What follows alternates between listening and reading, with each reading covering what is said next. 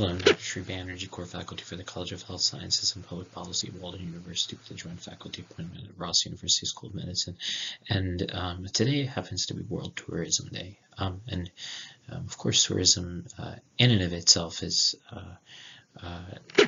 very, it's a huge industry globally, and many economies, especially in island economies, rely heavily on tourism for their gross domestic product.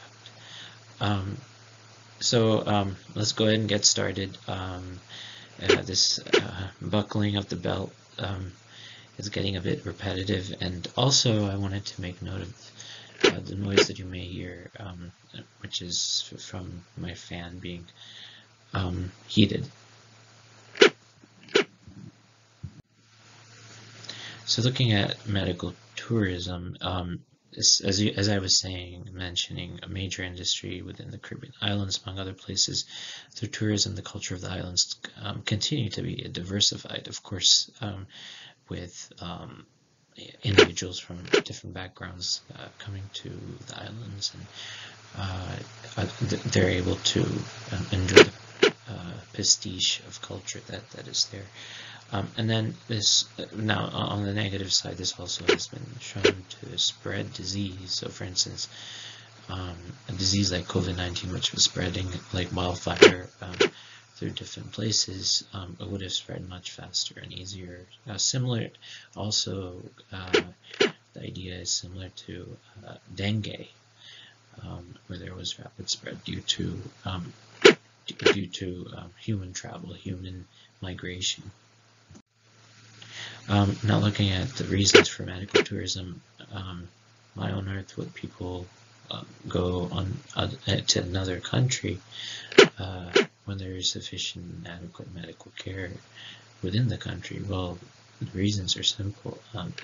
Medical care and medical coverage within the United States is quite expensive, and so certain procedures may be a lot cheaper in other countries due to the cost of living and everything else. But there are dangers. So I'm going to go into that. But in medical tourism, people may travel to another country to get health care for many reasons, including cost to get treatment, like I already said, and then culture, to receive care from a healthcare provider who shares the traveler's culture and language. So being in a familiar environment or place might provide better medical tourism. So like for instance, if someone immigrated from Germany and then they were here in the United States, they may be more comfortable with Germany, so they may go to the country and in fact go get medical care there, just because of the familiarity of the language and how it's spoken. Now there's some that unavailable or unapproved procedure, so maybe it's not FDA approved, but it's experimental, and maybe it's been through stage 1 and 2 clinical trials. And a lot of times it's already something that's approved within other countries, but there are certain unapproved procedures that is not an option or available within the United States.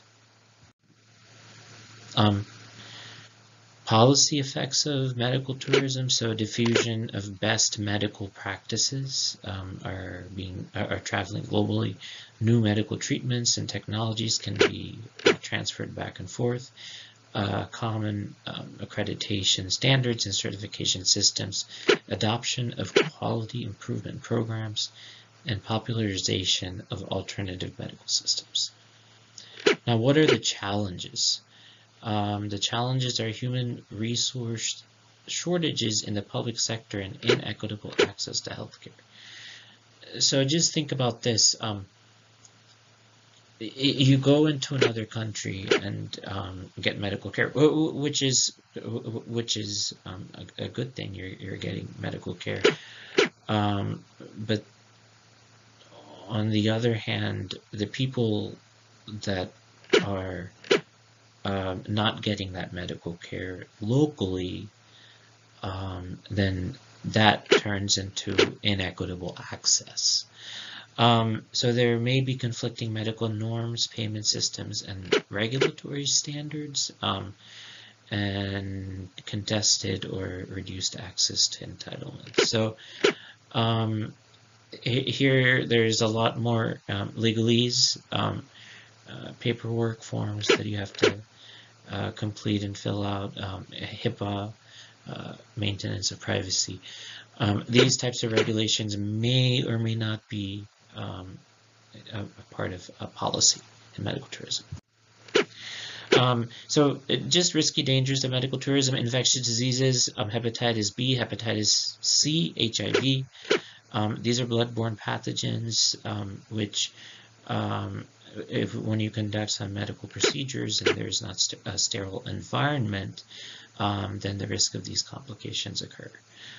If you're looking for potential for antibiotic resistance, there's actually certain microbes which are resistant in Europe and not resistant within the United States. So it's interesting to be and wary of that due to the fact that this is the case.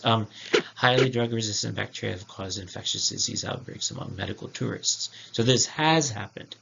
And there's a lot of drug resistance, again, like tuberculosis is one of them, but there's quite a few. Some countries' requirements for maintaining licensure credentialing also may be less stringent than what's required in the States. And some countries, counterfeit medical quality devices may be used. So counterfeit pharmacologic agents and other devices, there might not be as much quality control in other countries. So another facet of medical tourism to be wary of. More medical tourism perils, communication challenges.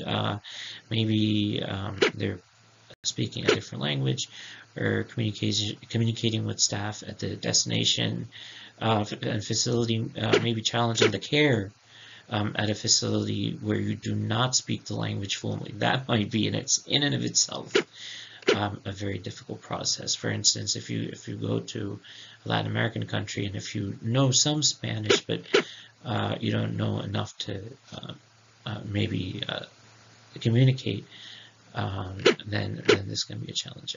Air travel, this can be a disaster in terms of the development of thromboemboli, and of course, unfortunately, a lot of these thromboemboli start with deep venous thrombosis, and then some of these clots may travel into your heart and cause, actually, even within different organs, can cause disease. Anyway, so having continuity of care, of course, afterwards is especially important. And if you didn't get your initial care within the United States, it would be difficult to have continuity of care.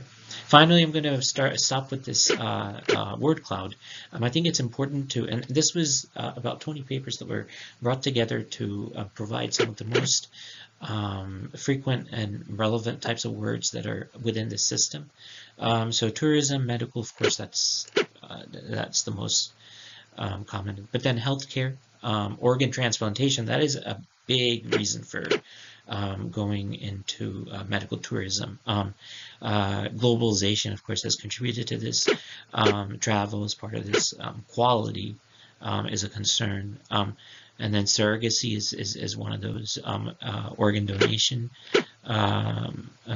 accreditation is a concern. Services, trade, again, organ donation, access, and increased access, law, fertility, and then ethics, and then reproductive care, and then assisted reproduction technology. So a lot of these reproductive technologies are cost prohibitive and a lot of times not covered by insurance. So this is why there's so much in that area within this word cloud. And it goes into even egg donation, so making money off of donations, and then you have regulation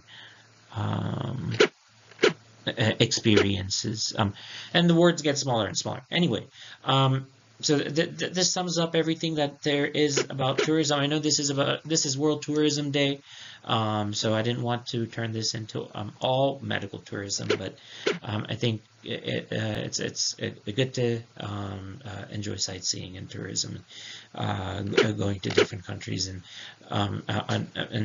being a part of that. But I think medical tourism is a separate topic that does require a lot of attention, and I hope I've given you some insight as to how this works. Thank you for listening.